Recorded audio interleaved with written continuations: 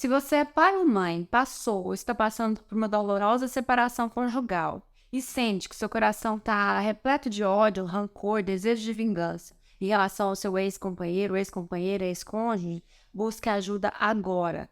A psicoterapia pode ser um importante instrumento nesse momento para a construção de uma vida saudável ou de um futuro doentio, amargo e com consequências irreparáveis para todo o seu sistema familiar. A alienação parental é um tema difícil, denso, de arrepiar, que abala assim, os corações mais duros, mas a gente precisa conhecer. Vamos lá?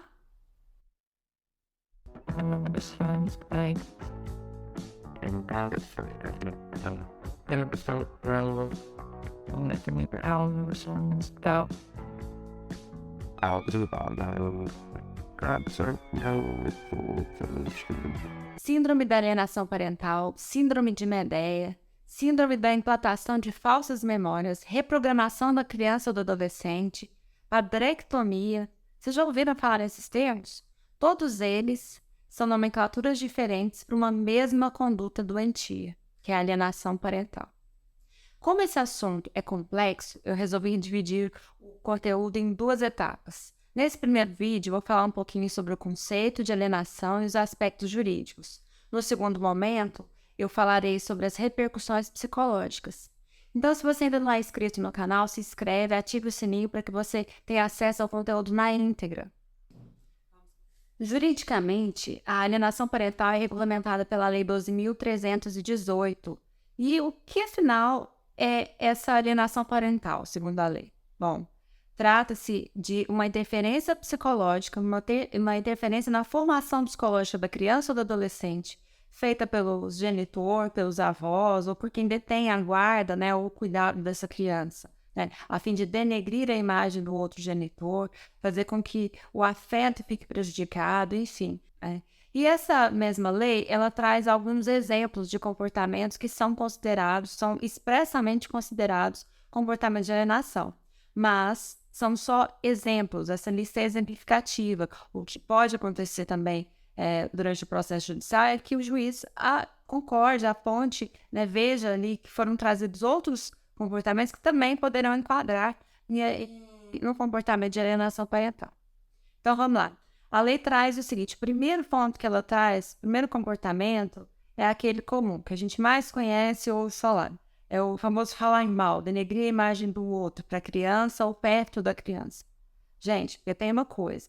Às vezes o genitor que está fazendo a alienação não está percebendo. Ele fala, mas eu nunca falei mal do pai para ela, nunca falei mal da mãe para ela ou para ele, enfim.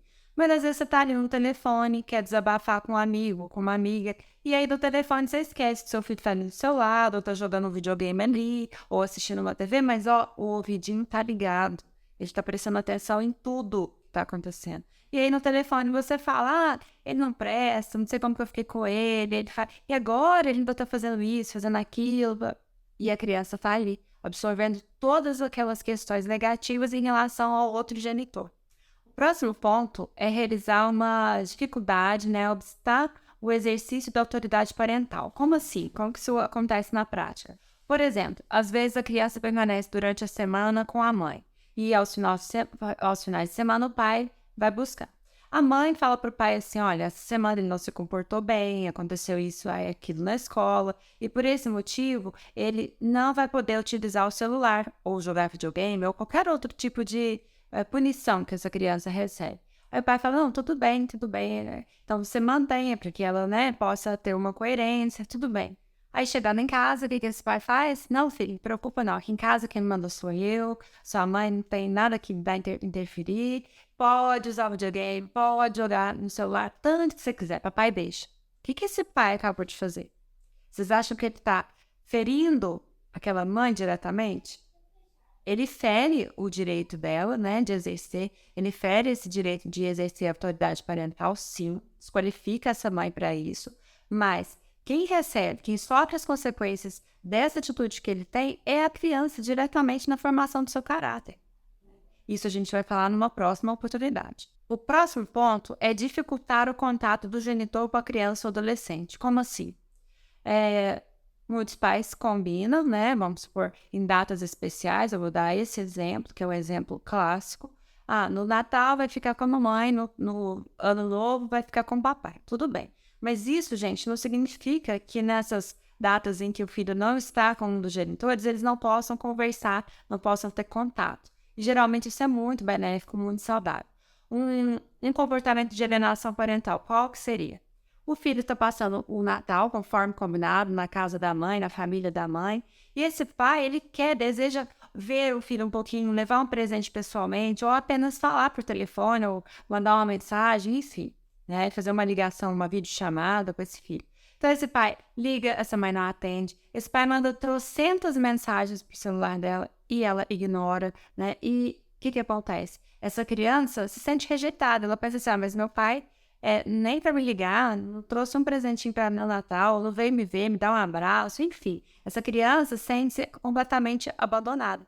E a mãe, ela nunca vai falar para o filho que o pai ligou, nunca repassa as mensagens que ele pediu para que fossem repassadas e não permite esse contato rápido, nem mesmo para que esse pai possa dar um abraço na criança. E esse é um comportamento de alienação parental. Próximo ponto tem a ver com interferir ou obstar um direito regulamentado de visita. Como que funciona? Vamos supor, no processo de separação, ficou acordado que o filho ficaria durante a semana, de segunda a sexta, com a mãe, e no final de semana, bem cedinho, no sábado, o pai iria buscar a criança e iria passar com ele no final de semana, sábado e domingo. Domingo à noitinha, ele poderia levá-la de volta. Tudo bem. Aí o pai chega para buscar a criança no sábado, a mãe sai lá fora para falar com o pai, e a criança nem aparece. Ela fala, olha, hoje ele não tá bem, não tá... assim, tá com dor de cabeça, parece que tá com um pouquinho de febre, pode deixar para pegar ele amanhã, né? Aí amanhã o pai volta, aí ela fala, eu tinha esquecido, hoje tem uma festinha dos amiguinhos da escola, ele tá querendo muito ir, eu acho que ele tem que ir mesmo para socializar, você pode deixar para pegar ele no próximo final de semana? Aí no próximo final de semana, o que acontece? O pai liga de novo, tá tudo bem, tudo pronto, posso passar aí? Não, hoje tem muita tarefa, vai ter um trabalho enorme para segunda-feira, eu vou ajudar. Então deixa para você pegar depois. Tá vendo? Há um comportamento recorrente para afastar esse pai, para obstar esse direito regulamentado de visita. Isso é um comportamento de alienação parental. Um outro ponto é a omissão de informações importantes. Ou seja, o que acontece? Às vezes, a mãe não fala que a criança ficou doente, não fala que ela fez algum tipo de consulta.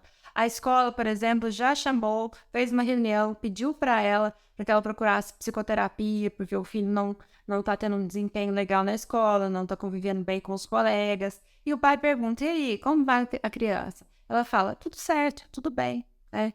E não conta o que está acontecendo. Então, isso é uma omissão de informações importantes. E é sério. Os dois genitores tomam conta, cuidam dessa criança e eles precisam estar cientes do que acontece com ela. Outra conduta que configura alienação parental é a mudança repentina de endereço sem avisar o outro genitor, sem comunicar, ou para ferir diretamente esse convívio, esse contato e esse afeto. Gente, tem uma diferença enorme, né?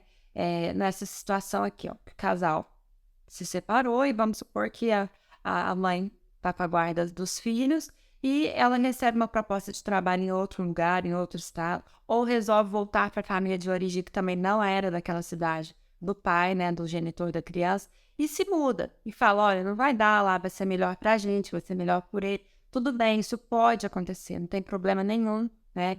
Pode ser feitos novos acordos em relação à visita, ou passar a temporada de férias com um, com o outro. Isso não tem problema. O problema é sair na calada da noite, juntar as coisas, chamar o caminhão de mudança, sabe? De repente o pai chega para buscar, cadê essa família? Ele nem sabe, né? Ou para ferir, para agredir, nem precisava. Ela tem um trabalho bom aqui, ela tem a família aqui, mas ela resolve mudar lá para outro lugar. O pai é do sul, ela vai para o Nordeste. Então, esse sim é um comportamento que configura a alienação parental. Agora, gente, vou falar de um outro, talvez esse seja o mais perverso, o mais odioso, né? Desses comportamentos que a gente já viu, que é imputar uma falsa denúncia ao genitor ou aos familiares, aos avós, né? E o que a gente tem visto hoje acontecer, infelizmente, e isso é muito sórdido, é a imputação de abuso sexual, um falso abuso. E isso causa um impacto tão grande na criança, na família, enfim, todo o sistema familiar é atingido por essa mácula, por essa sombra que existe. Então, assim, é um comportamento gravíssimo que pode ser punido gravemente também.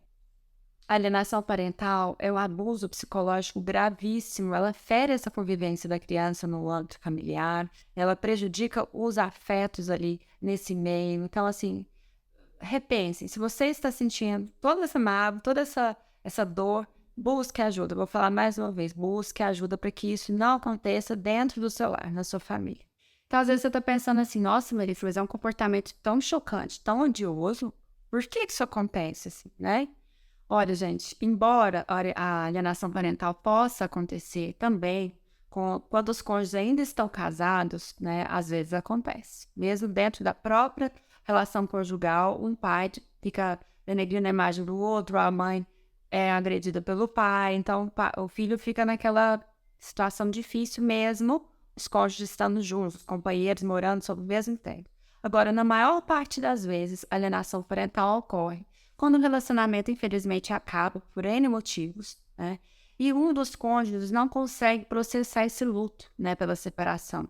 Não consegue perdoar, ele não consegue seguir a vida, seguir em frente, né? Ter novos planos, novos objetivos, conhecer novas pessoas. Ele fixa ali naquela situação de dor, né? E ele, de certa forma, quer exterminar essa dor e ele faz dessa forma completamente desordenada. E o faz com o objetivo de afastar, né, de punir o outro genitor, de afastar esse genitor do convívio com a criança, mas quem acaba sendo mais punido e prejudicado é próprios filhos. Há algumas ações que podem ser realizadas a fim de inibir ou atenuar os efeitos jurídicos dessa alienação. Então, a primeira coisa, se o genitor está se sentindo prejudicado, alienado, né, sofrendo essa alienação parental, ele deve procurar a ajuda de um advogado, de um especialista, para que esse especialista ingresse com uma ação, comunicando ao juiz o que está acontecendo, né? Esse juiz, provavelmente, no início, ele vai pegar as provas, olhar, ouvir as duas partes e vai fazer uma advertência séria para esse pai que está cometendo alienação. Vai explicar os efeitos emocionais, provavelmente vai ter ali um apoio psicológico, tem lugares que tem oficinas de parentalidade para mostrar o que pode acontecer com a criança caso ela sofra esse tipo de abuso emocional, abuso psicológico. Começa assim, lembrando, e aí vai aumentando. À medida que esses comportamentos continuam, eles estão recorrentes, esse pai que está sendo alienado, ele volta a comunicar ao juiz, olha, não cessou, o comportamento continua. E aí esse juiz vai fazendo uma redução do tempo de convivência da criança ou do adolescente com esse pai que está promovendo essa alienação, né? E se for ficando grave a situação, esse pai, que é o alienador, que vai falando mal do outro, está prejudicando esse direito de visita, que mudou, né? Esse pai pode até perder a guarda, né? O poder parental também pode ser cancelado e passado totalmente para o pai que sofria alienação parental. Então, assim, as consequências são severas.